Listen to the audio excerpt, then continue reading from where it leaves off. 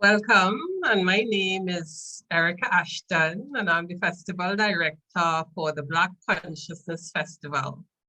And it is my signature pleasure to invite you to another of our conversations, Black Boldness, the Power and Potential of Art in the Portuguese-speaking world. And to lead us in this conversation is Dr. Marsha Pearce, who is no stranger to us. She was with us last year, so thank you, Dr. Pearce. Welcome again. Dr. Pearce is a scholar, educator, and independent curator based in Trinidad and Tobago. She holds a PhD in cultural studies. Dr. Pearce works as a lecturer and visual arts unit coordinator at the Department of Creative and Festival Arts, the University of the West Indies, St. Augustine campus. Thank you again, Dr. Pearce, and have a great conversation. Thanks so much, Erica, for the lovely introduction. A warm welcome to everyone tuning in to this conversation. A reminder to submit your questions in the chat. We will answer them in our Q&A segment a bit later. Joining me in dialogue are visual artist Kim Praise from Angola and Luang Senegambia de Cashgue from Brazil. Please allow me to introduce them. Joaquim Chongolola Catito, known as Kim Praise, was born in the province of Benguela, Angola. He spent most of his childhood walking the streets of Benguela, interacting with the beach and football fields in the Goa area. He started his photography career in 2014 through a friend. He began photographing the church services he attended at the time. Over the years, he saw the need to portray people's experiences, to offer another narrative, and to connect to the essential through his photographs. He moved to Luanda in 2017, working as a film director. He has recorded videos of artists and has carried out work for the fashion world. Luang Senegambia de Cashgue lives and works in Rio de Janeiro, Brazil. Since 2014, he's been developing a series of digital collages which portray Afro-Brazilian religion and culture. Kim, Luang, welcome. It's a pleasure to be speaking with you both. I want to jump right into our conversation. And my first question is for you, Kim. And I'm thinking about your photography practice. Historically, photography is a tool for the colonial gaze and the promotion of empire. Photography has been used to other and to subjugate. When we use such language as the camera shoots and the photograph captures, we perpetuate the physical violence of photography. How does your practice shift photography from this colonial weight? How do you understand photography in your practice? Is photography a decolonial practice for you?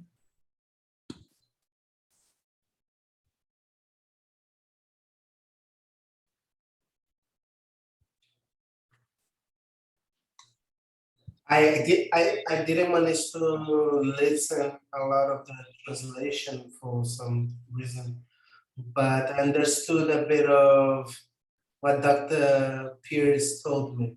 But I'm going to ask Carlos to translate for me again because I didn't understand everything. No problem, and perhaps we can get some of the images of the work of these two artists up on screen as well.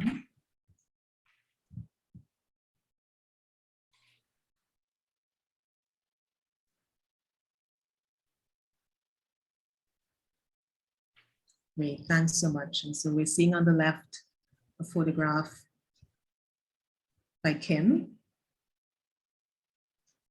Once we get that loading. And the image on the right is by Luang. Thanks so much. Do you need me to repeat the question?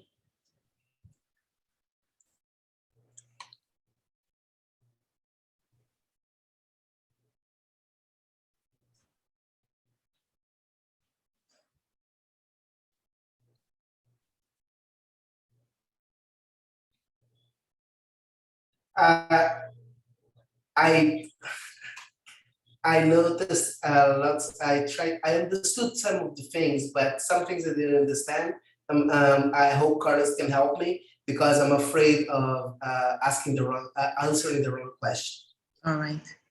Okay, so I'm going to Carlos, can can you help me with this? Sure.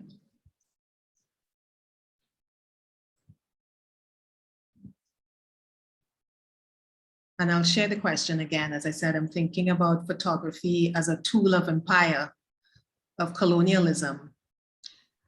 And of course, I'm thinking about the language we use today. We say the camera shoots and the photograph captures. And of course, there's a violence in that, shooting and capturing. How does your practice shift photography from this colonial weight?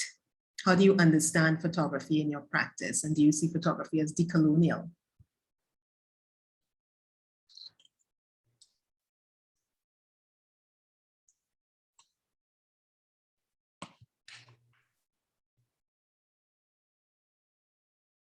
I hope Ms. Carla is able to get that.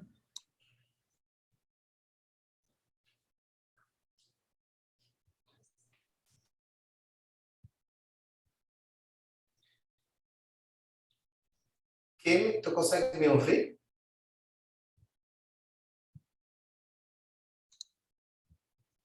Joaquim, tu tá me ouvindo?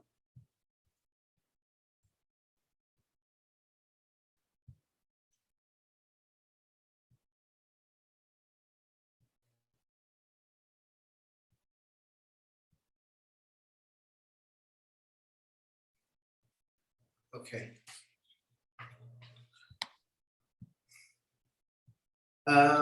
When I started photographing, I always looked for being able to communicate what my people communicates to me, you know.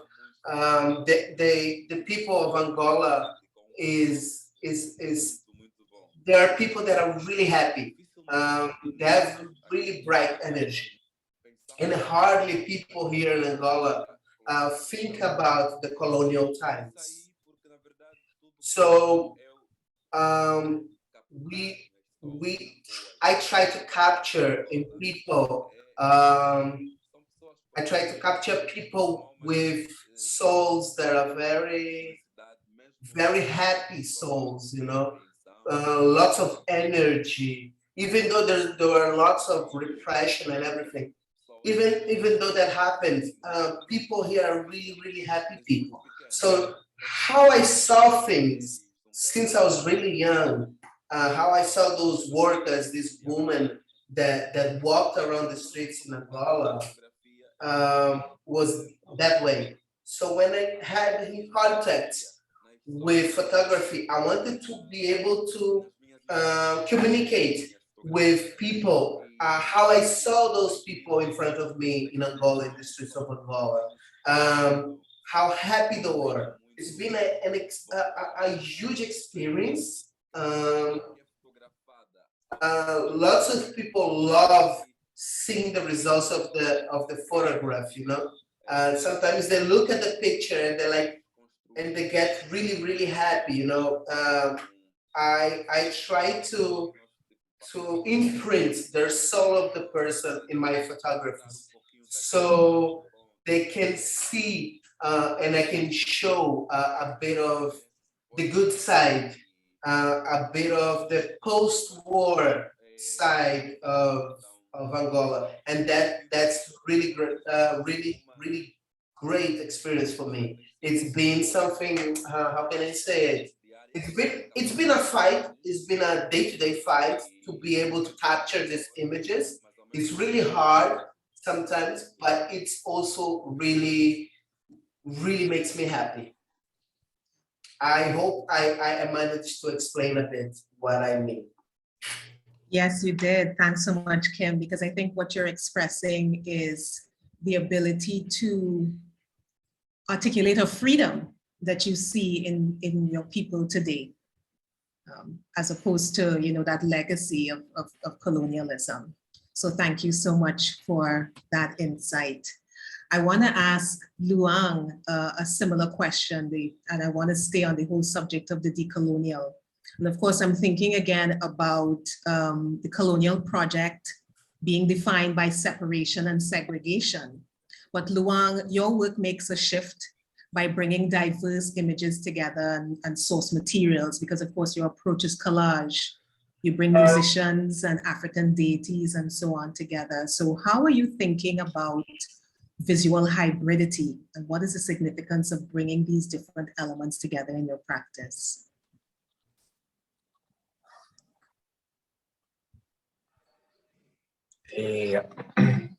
Boa noite. Vocês estão Good evening. Can you guys hear me well? Yes, yeah.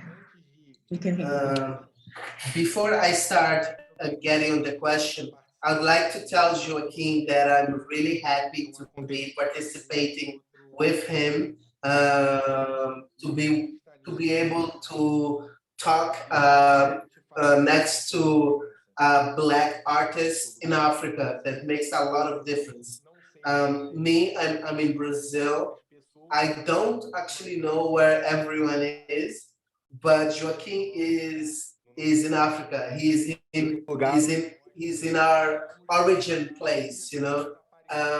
It's where life began.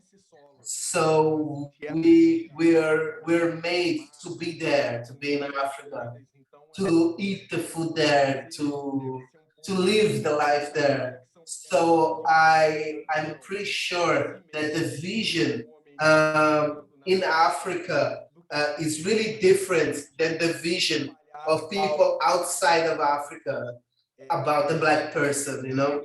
My dad was from Senegal. My dad is African, you know, and my mother was from Lebanon. So I'm a mixture, a miscegenation that is very common in Brazil. Brazil is this mixture, you know, of races.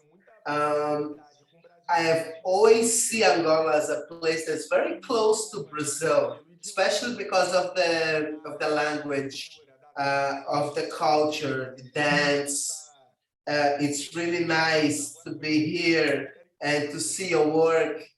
I actually want to talk to you later and try to think about a project.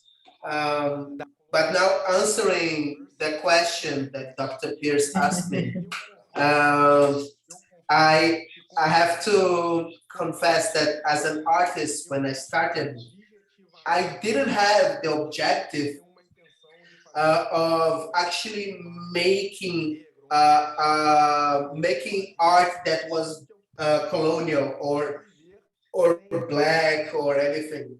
I made art because I needed to. It's something that comes from me. It was born in me before any oppression.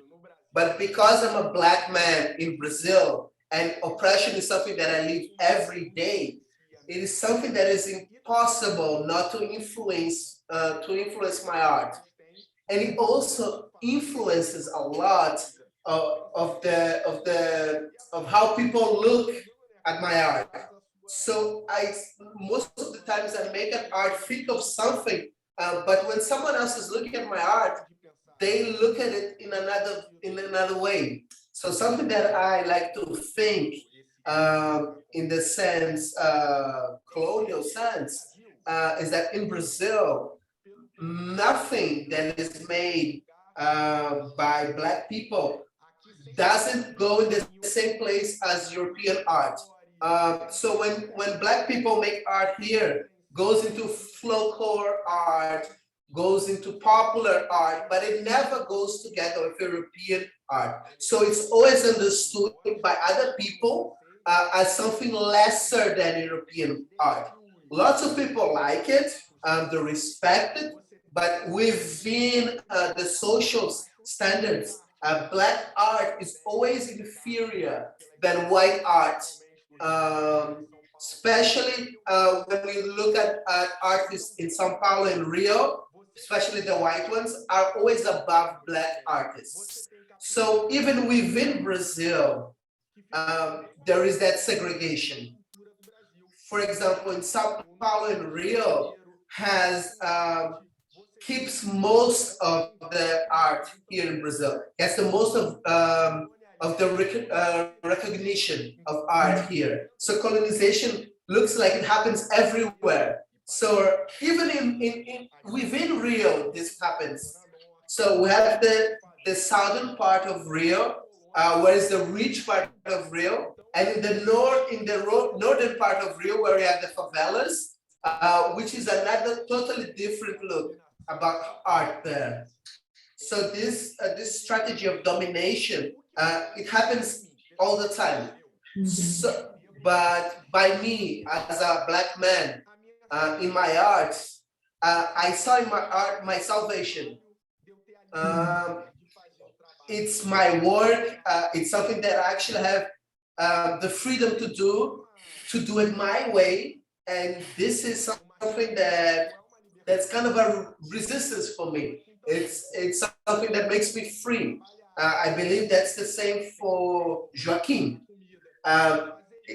Everyone has to work, but to work with art is really hard, and to everyone. But to actually do that as a Black man here in Brazil, at least, it is even harder. In Brazil, we've been experimenting in the last 10 years.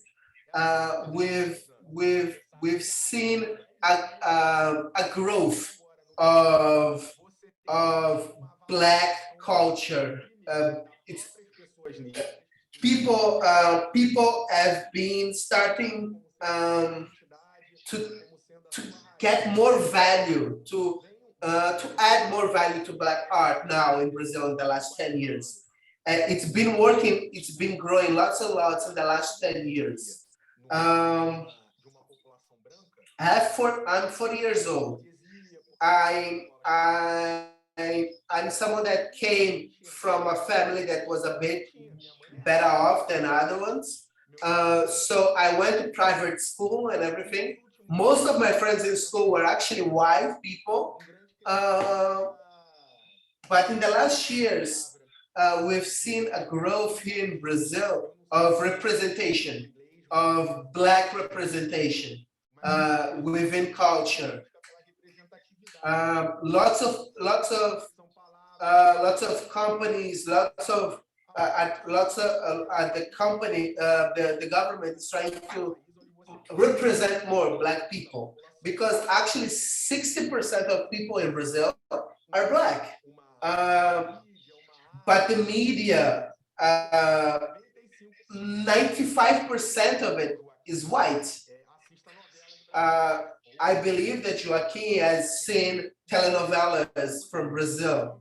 When you look at telenovelas here in Brazil, Brazil is not like that. People when see telenovelas in Brazil, everyone is white. Everyone has light colored eyes, which is not the reality in Brazil. Like we try to break this oppression here in Brazil. There is the violence oppression that is really strong here. There is the political oppression that is horrible right now, and we also have this oppression that comes from the media. So I see, like I think, as big as I am, I'm a small artist. So, but even me as a small artist, I try to break this bubble that is around the Brazilian people, that everyone that represents Brazil doesn't really represent most Brazilians. You know, sometimes the ads here in Brazil looks like you're not in Brazil, looks like you are in Europe. But in the last 10 years, lots of artists here are trying to break this bubble, this colonial bubble here in Brazil. It's a bubble that's been going on here for more than 500 years. Something that we've been trying to do, trying to break this bubble. Luang, thanks so much for that. And of course, you know, you've given us a picture of continued oppression in Brazil and continued separation. You spoke about, you know, a hierarchy between what you call European art and Black art, and that these kinds of distinctions continue. So it's really good, you know, as I said, and looking at your practice, your use of collage, the way you bring these different elements together, and you give them an equality in your work, you know, and it was very good to hear. I didn't know this. It was good to hear about your mixed heritage. I know you said that you hadn't thought about you weren't thinking about, you know, about your identity when you first started making your work, but of course, your identity as a Black man, and I think your identity is, you know, as having mixed parentage. All of these things play into the art that you're making. So thank you so much. Thank you so much for that. I want to ask Kim, and Kim began telling us about the freedom that he likes to portray in his photographs. And I'm wondering, Kim, if you can speak a little more about that. And I'm thinking about Angola's history and the fact that it had a civil war from 1975 to 2002. And when you Google that, you see a lot of images of militarized bodies and so on, but your photographs offer a different framing of the everyday. And I'm hoping we can pull up some of those images now. And so, in looking at your work, for example, there's a photograph of women grilling meat or what's called pincho. There's an image of, people in the streets, a young man pushing a cart, and so on. And I'm quite taken by these images. And I'm thinking again about how your work makes that shift, a shift from a history of visualizing Angolan people. How does your work consider Angolan identity and culture today?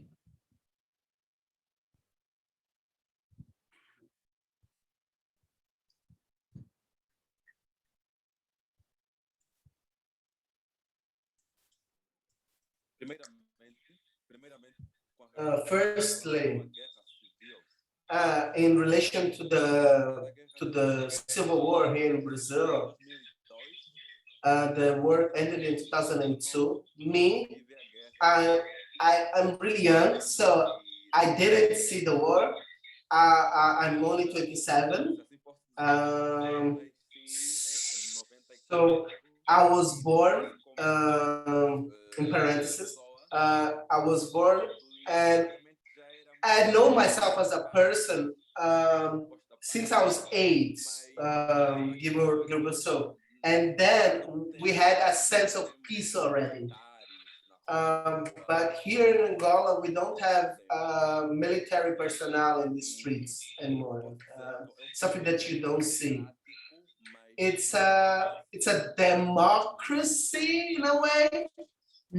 We still have a few issues that are political issues that we still have to improve a lot. The way that Luang said, the way politics is in Brazil is kind of like the way that he is here in Angola. But here there is more oppression. Actually, I'm not really sure if I can say that. I actually might be in trouble for saying this. But people here in Angola are really oppressed about lots of things. But even though the people are really oppressed, these people are also very free at the same time, in the sense of our culture, our dance, and everything to do with arts. Now talking a little bit about my photography and comparing to this part of the Civil War. I am someone that believes a lot I believe on what people can give me, that's good. I'm not a pessimist. I'm also a very positive person. So I always try to capture the good side of people. I try to capture this good side that I always see in people, So I'm here I'm here sitting down, but I'm happy being here, Once I was with a friend and he said, I don't want you to do anything to me.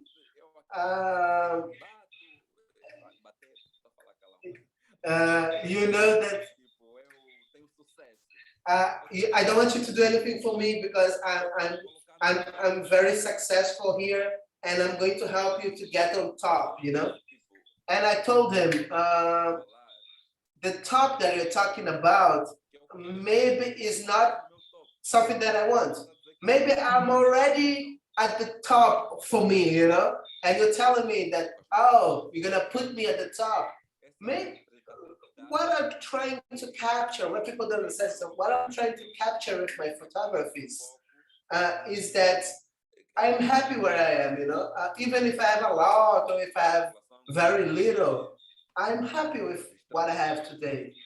Because the majority of Angolan people live in extreme poverty.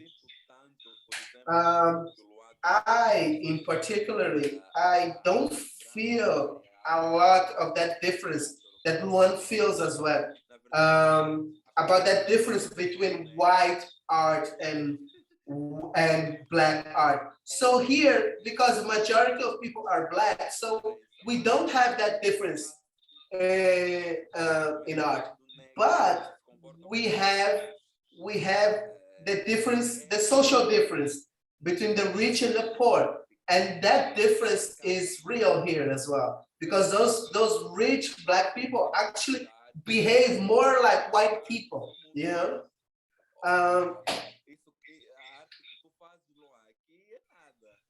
The art, for example, the art that Luang does here in Angola will not see that as art. They see more, they value more music. So people like plastic, like collage artists, photographers, film artists are seen as nothing pretty much. So even though within this oppression from the government, we still have a lot of freedom. Unfortunately, I can't say almost anything here about my government, because if people in my country see what I'm talking about, I can really get like messages telling me, watch out what are you talking about, and things like that, you know. The oppression here is really strong. So I try to grab this oppression and change it in my photographies. I try to show the positive side here in Angola.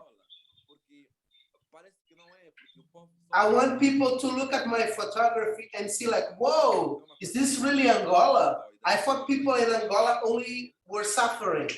I want people to see that that's not the case, you know? It's something that really makes people sad, actually. Because right next to the person that has like an imported car and is really, really rich, right next to him is living someone that is pretty much dying of hunger, you know? It's a difference in society that is really, really big. So that's why I try to capture the happiness of people and not this social difference that there is, you know? Because I believe that's, to be able to show this happiness is something that really makes me happy. For people to photograph someone and that person look at my work and smile really, really makes me happy, really validates my work. Thanks, Kim. And that's really important because, of course, a lot of the times, you know, the media projects Black suffering and, you know, and Black trauma. And I think your work, what you're talking about in your work is as a resistance to that and wanting to show the other side that there is Black joy, you know, and there is Black, and there's a possibility to experience Black freedom. And so I think it's wonderful when we look at your portfolio, when we look at the body of work, that we are able to see Black people celebrated in the way that you offer them in your photography. So thank you, Kim. I want to ask Luang. Luang, you were talking a little while ago about, you know, representation and the presence of Black people in Brazil. And I wanted to talk about the images that you've been posting on Instagram recently, and you've been using the hashtag Black Root of Freedom. And I saw images of Mercedes Batiz, Jorge Lafond, Alfredo Matias, Ruth De Souza, Luis Gama, and a number of other people. And I think we have images of them that we can share. And you seem to be making an effort at raising awareness of African presence or at shifting how Brazilian people understand themselves. What contribution to Brazilian identity and culture are you trying to make with your art?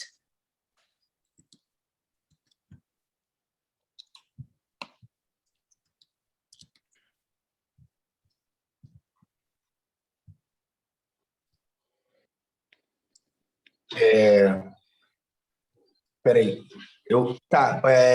então, aqui no Brasil a gente comentou. Here in Brazil, we celebrate in November the month of Black awareness. Black conscious. Yeah. It's the day of when Zumbi died. You know, he was the leader of a Quilombo society.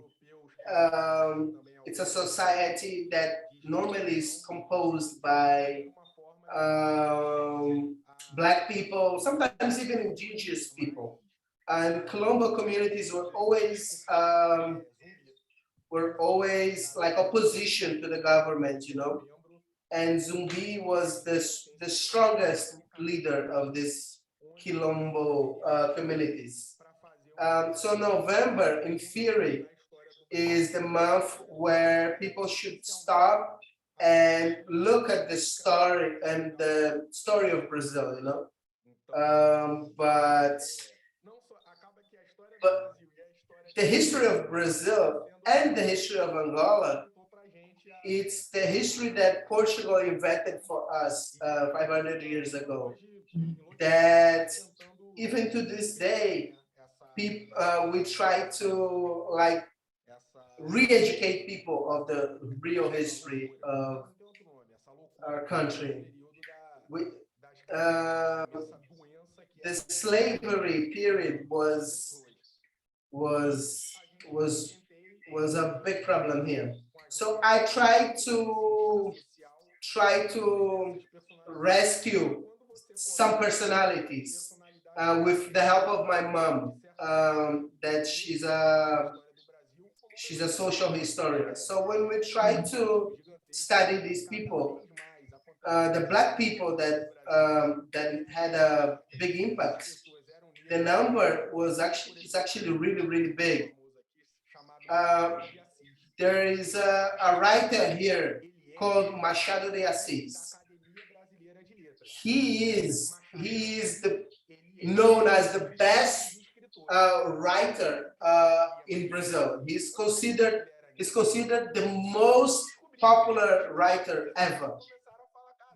And most people don't actually know that Machado de Assis was Black, you know.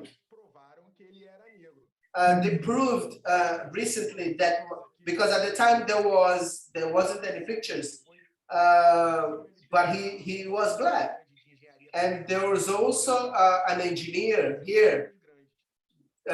In Brazil, engineers are very well regarded. And one of the most important engineers, André Rebouças, was also Black. Adiguias Nascimento, there was a senator, but he was also involved in theater. In these three pictures here, Luis Gama was the son of an enslaved woman. She was very important during the revolution in Bahia.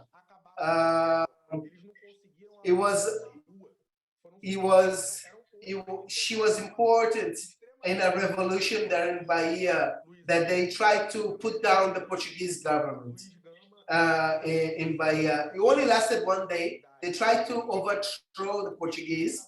They didn't manage to get anything but they tried, they fought for it.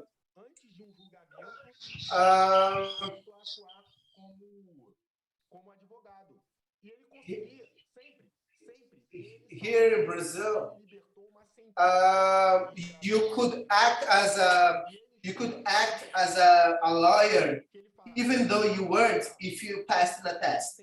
He was responsible for freeing lots of slaves in court. There was a law here that said that every enslaved person in Brazil was in the mercy of their owner. They could die at any moment with no protection. And this person managed to save lots of them. And this woman here, in the second image, Ruth De Souza, she was the first Black woman to have a prominent role within a telenovela. Telenovela here in Brazil, it is really, really big. The main things, the main important things here in Brazil are telenovelas and football. Telenovelas here are very, very strong. She was the first prominent actress to have a bigger role in a telenovela. She opened this road to other Black artists. So within this month, I've been trying to bring to light the things that Black people have given to Brazil, you know? It's something that I'm trying to celebrate what Black people did, you know? It's to transform the dates. We have an expression here in Brazil that everything in Brazil ends in samba. It is something that is also a problem, but is the only thing that is being able to make us happy during hard times, you know? For example, our culinary that came from Africa is normally, it's the best culinary. It got integrated with the Portuguese culinary, but the African part is the best. Everything here in Brazil is bad for most people. Education is bad, transportation is bad. The access to higher education is almost not there, you know. Everything is an obstacle here in Brazil. But you don't see here in Brazil, you don't see people here in Brazil like, you don't see people that are unhappy or depressed. There are violent people, yes, they are, but it's a population that still tries to find happiness within their day, you know? They try to smile, they try to talk, they try to see the good side in things as well. Like, just like in Angola, they're always looking to entertain themselves with samba, with football. It's a very musical country as well, you know? Everyone in the world knows Brazilian music. And most of Brazilian music is Black music. From the rhythm to the artists, the way we speak Portuguese is different from the Portuguese that comes from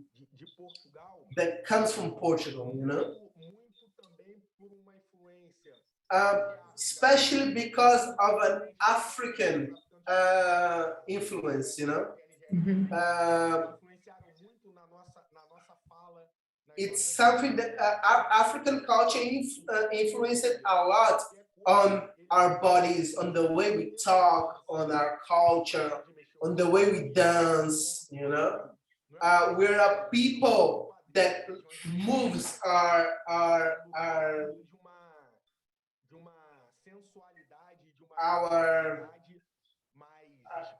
it's a culture that is very sensual. First, because it's a country that's really, really hot. So people walk with really few clothes in a way. So the way people handle the day-to-day, it's something that comes a lot from our roots, our black roots, you know. And there's also the religious side of it, you know, that is in Africa, for example, it was not seen as religious, you know, but when it came to Brazil, they saw the way Black people behaved as a religion, as a different religion than the one that was here. Yeah. But that was the way they lived. But we have nowadays something that's really, really interesting, especially here in my city. There are lots of Black women going into politics. It is something that people, they will be able to show people of different races, people that are indigenous, people that are white, any person actually, any person will have benefits from these Black women that are coming into politics. For example, Marielle Franco was a woman that was assassinated here in Brazil. She was someone that represented people from favelas, Black people from favelas, and showed how they lived in Brazil. And she was assassinated here. And people thought that her assassination would bring down the number of Black women in politics, but it was the opposite. It actually increased it, you know? So the solution here in Brazil is, it's not a solution. Brazil is a problem. The solution of the problem of Brazil, it would be more and more participation of Black people in politics. The Brazilian elite is being on top for more than 500 years. So there must be a change. So Brazil can change. Yeah. Luang, thank you. In the last image, we have Matias. Yeah. Yeah, now you're talking about work, your artwork is thinking about history and memory and being very much committed to Black consciousness, right? And of course, just like Kim, you're also thinking about ideas of freedom and wanting to portray happiness and so on, and to give a counter narrative to the images that continue to be projected about Black people in spaces like Angola and Brazil. Luang, thanks so much. I have a question for both of you, and it has to do with portraiture. In both of your works, Kim and Luang, of course, you've been focusing on the Black body, you've been focusing on the face. What do you hope to achieve with your portraits, or why portraiture? Why focus on portraiture in your works? And any of you can answer.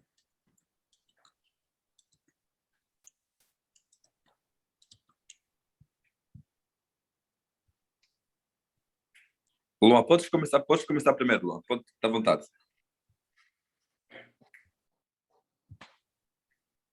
Oi? Disse, podes responder primeiro.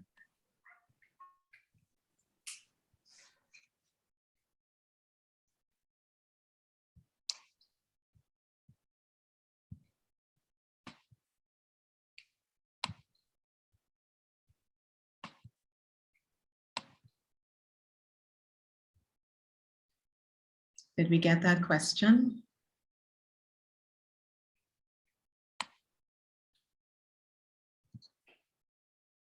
And have we lost Kim?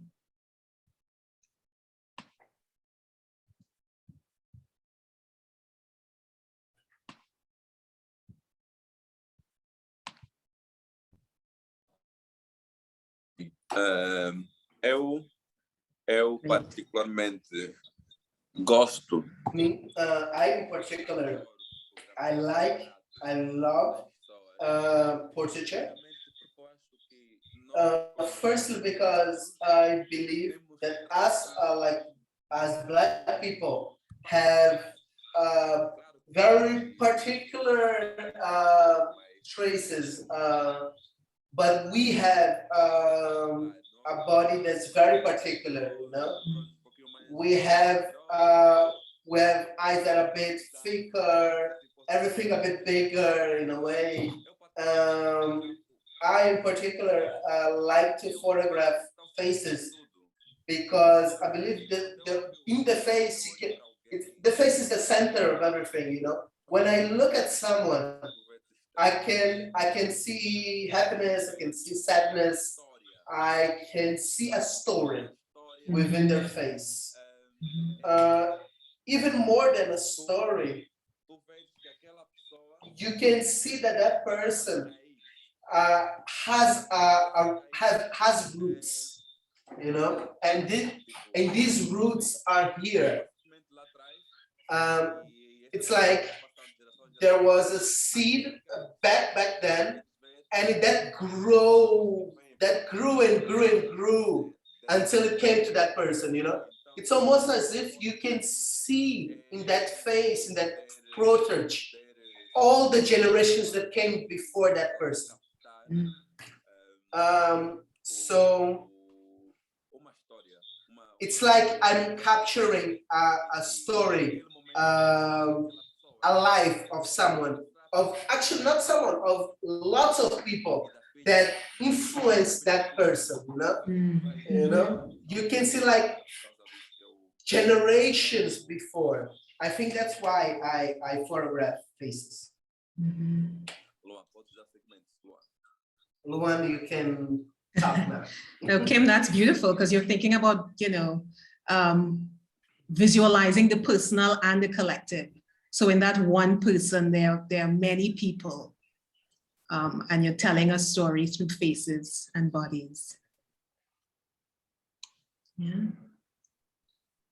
Luang, what about you in terms of portraits? I mean, your approach is collage, and again, as I said, you know, in looking at your work, I see that you meld faces with all kinds of components.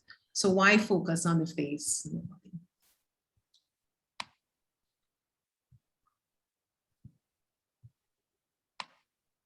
Is that important for you?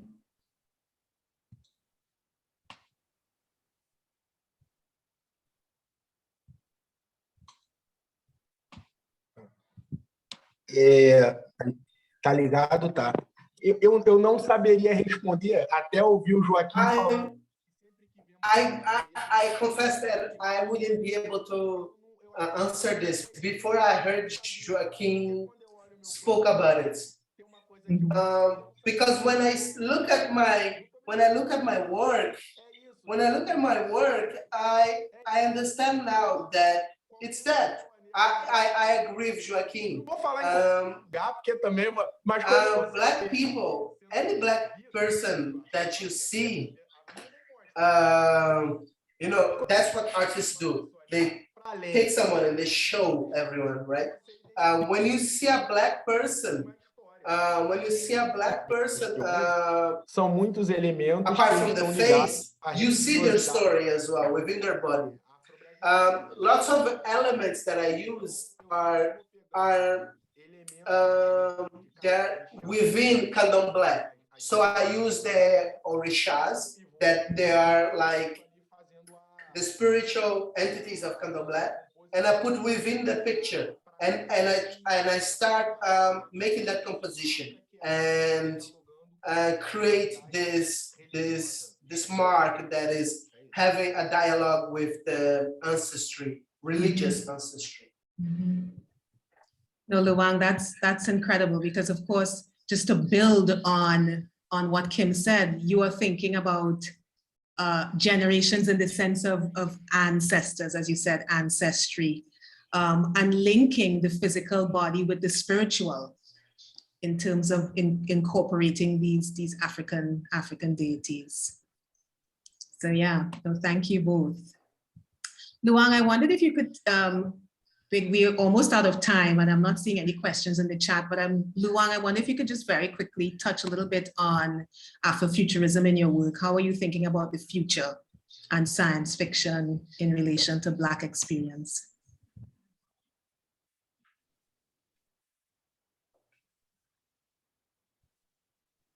And I think we have a couple of images from Luang's work. Yeah. I think there's an Afrofuturist Shango. If we can go to the last slide. There we go. Yeah, the Afrofuturist work. Vocês estão me ouvindo, então, né? Que eu não estou vendo se meu microfone está ligado. Can you guys hear me? I think so, right? So, I began on this work even before this word of African futurism. But after I started doing this work was when it came this name of African futuristic African.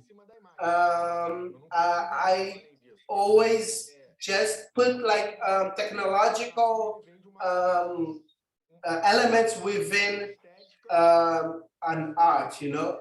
It's more something something visual, something static than anything else, you know. And now appropriating from this genre of futuristic art, I made these two images here.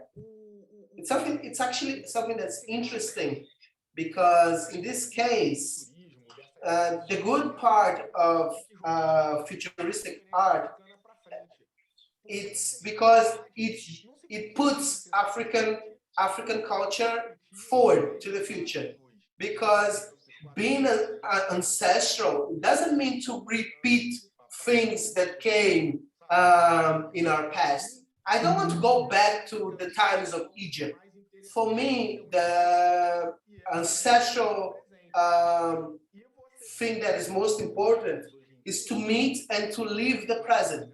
And we have technology today, to these days. For example, something that we're doing right now, like online doing a meeting, and to be able to put the Black person to the future is something that's very important.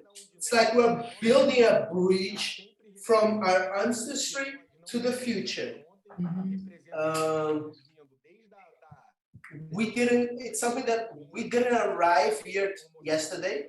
For example, the species started in Africa, you know, and we are going forward. We're going to the future. It's like that song. I am a man from the past, living in the present, and walking to the future. So African futurism, it's a bit of that. I believe that to live ancestry is not to live in the past. Is to learn from the past and have the answers for future conflicts. The only people that can reach the future with success is the people that can study their past and recognize what happened and learn from what happened. And also visually is very, very interesting. It gives you a freedom to work with elements that normally don't go together. But on the left, that's an Oshun.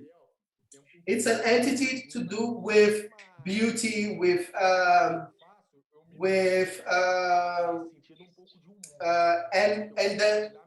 the object that represents it is a mirror. And today's mirror is the phone. You know, that's why I use this.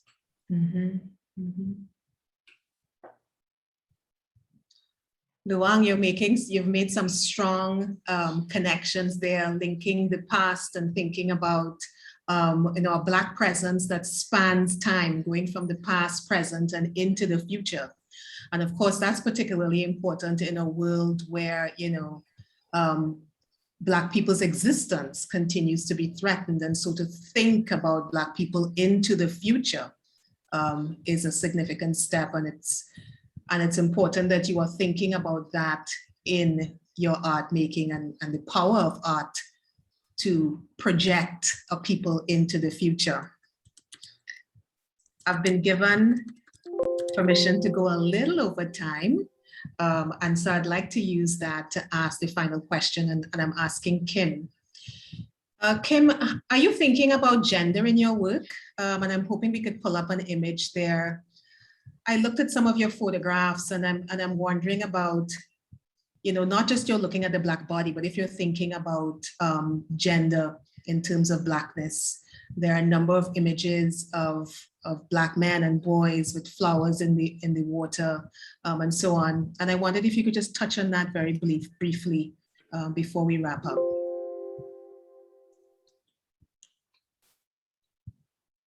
And if we can get that image up.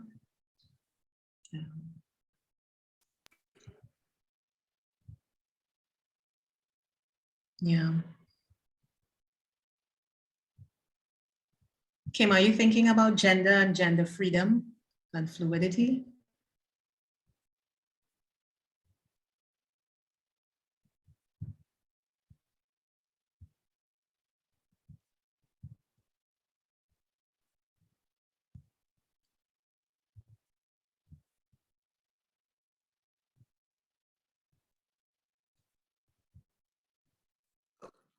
Ok. Sim, penso muito nessa liberdade. Yes, I always speak about this freedom of gender. Esta semana fiz This week I actually finished a session, a photographic session with two friends. They're actually homosexual, both of them. And here in Angola, being gay is something that is really negatively seen by the society. You know, they're seen like as devils. I haven't actually posted any pictures yet, but it's something that I'm working on to try to deconstruct that a bit. You know, this image. You know, for example, the one on the left. It's actually a social criticism against the government that's on power right now, because the government that's in power right now, they say beautiful words, like, you know, that you hear and you're like, wow, that's so amazing. But in reality, they're just words. Their actions are completely different. Nothing changes. They talk about lots of different things, of ideal things, but nothing changes, and they just get richer and richer. So these pictures have a bit of this social criticism.